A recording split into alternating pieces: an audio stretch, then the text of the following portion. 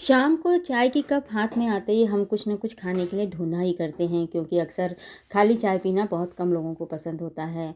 तो मार्केट से तो हम लोग दाल-मोठ अक्सर लाते ही रहते हैं, लेकिन घर में अगर हम बना लेंगे तो हमें ये पता रहता है कि हम किस तरह के हमने तेल का इस्तेमाल किया है, या जो इंग्रीडिएंट्स का हमने इस्तेमाल किया है वो कैसा है, यानी कि हम सब कुछ अच्छा इस्तेमाल करेंगे। तो यहाँ पर हमने कढ़ाई में तेल गरम कर लिया है और यहाँ पर आधा कप हमने ये मूँगफली के दाने ले लिए हैं। इनको अच्छी तरीके से हम उसमें रोस्ट कर लेंगे। मूँगफली हमें तुरंत एनर्जी देता है और हमें बहुत देर तक एनर्जेटिक रखता है।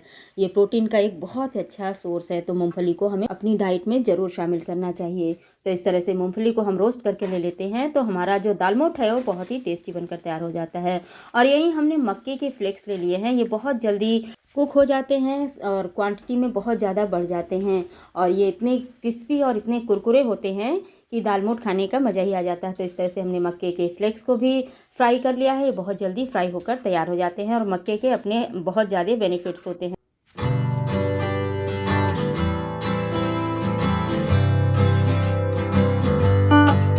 तो यहीं पर अब हम ये मोटा वाला पोहा, यानी कि चिवड़ा भी जिसको कहते हैं, उसको भी फ्राई कर देंगे। पोहा जो है फाइबर से भरपूर होता है। एनर्जी से भरपूर पोहा नाश्ते के लिए एक बहुत अच्छा ऑप्शन है।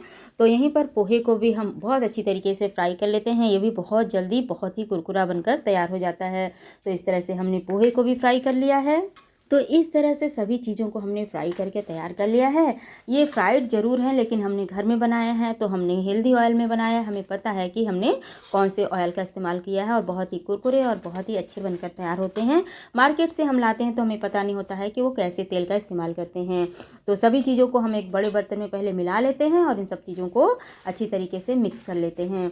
वैसे हमने बहुत ही कम इंग्रेडिएंट्स में बनाकर तैयार किया है। इसमें बहुत सी चीज़ें और भी ऐड की जा सकती हैं, चाहे तो थोड़े से ड्राई फ्रूट्स भी फ्राई करके इसमें मिला सकते हैं, लेकिन हमने इनको बहुत कम सामानों में तैयार किया है। तो यहीं पर टेस्ट को बढ़ाने के लिए हमने सौंफ, जीरा, धनिया उसको रोस्ट करके, और इसी में हमने थोड़ा सा काला नमक, थोड़ा सा रेगुलर नमक, थोड़ा सा मिर्च पाउडर और थोड़ा सा हींग मिलाकर एक बार मिक्सी में चला लिया है। और इस तरह से हमारा एक बहुत अच्छा सा, बहुत ही टेस्टी सा, हेल्दी सा पाउडर बनकर तैयार हो गया है, जो हमारे इस नमकीन को बहुत ही टैंगी सा टेस्ट देगा। तो हमने इसी में थोड़ा सा अमचूर पाउडर भी मिलाया है। इस तरह से हमारा बहुत ही हेल्दी, बहुत ही टेस्टी ये टी टाइम स्नैक्स की रेसिपी बनकर तैयार हो गया है, जिसमें अपने टेस्ट के अकॉर्डिंग हम ये टेस्ट मेकर ऐड कर देंगे। तो इसको हमारे बच्चे इसको चाहे जितना भी खाएं, हम उनको कभी भी मना नहीं करेंगे, क्योंकि हमें पता है कि इसको हमने बहुत हेल्दी वे में बनाया है। तो इस तरह से इसको मिलाकर, और ये जब ठंडा हो जाए तो इसको हम एक साफ़ सुथरे और सूखे कंटेनर में भर देंगे, और ये बहुत दिनों तक ख़राब नहीं होगा, और हमारे बच्चे इसको एंजॉय कर सकते हैं, या फिर चाय के साथ हम इसको एंजॉय कर सकते हैं।